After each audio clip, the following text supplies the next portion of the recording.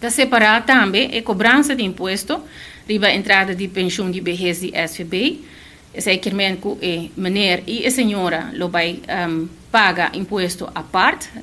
Vai ter exemplo aqui rato que mina lo menciona, mi lo purva di ilustrar com eta awo e com elo bira. E que cota é alívio de peso de imposto para pensionado que está casado. Tá aumentar também a prazo de toeslag para o pensionado de SVB de 125 florin para 170 florin para luna, dus está aumentei com 45 florin para luna. Nós recebemos informação também de minister de Sociale Zaken que está aumentar o salário mínimo para 1.893,40 com 40 cent, entrando em 1 de januário 2023. E está aumentar também a uitkering de pensão de vejez com 5%. Pareja casada conhece aumento de 98 florin para luna e pensionado solteiro conhece aumento de 58 florin para luna. E não também cobra imposto a ribateps, essa é uma decisão que o governo toma dentro do trajeto para de reforma fiscal ou plano de imposto.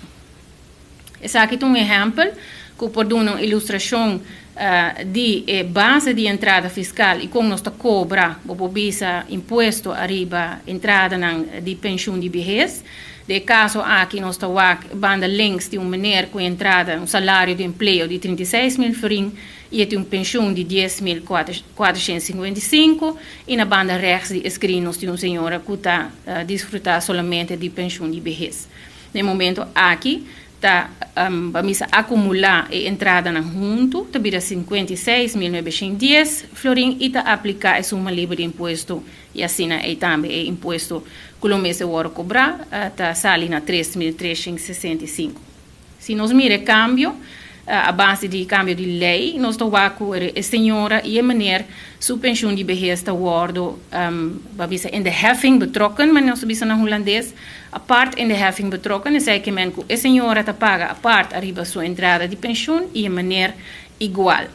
De caso aqui a senhora não paga nada, pois sua suma livre de imposto está 30 mil florin e sua entrada está cai bom de 30 mil florin.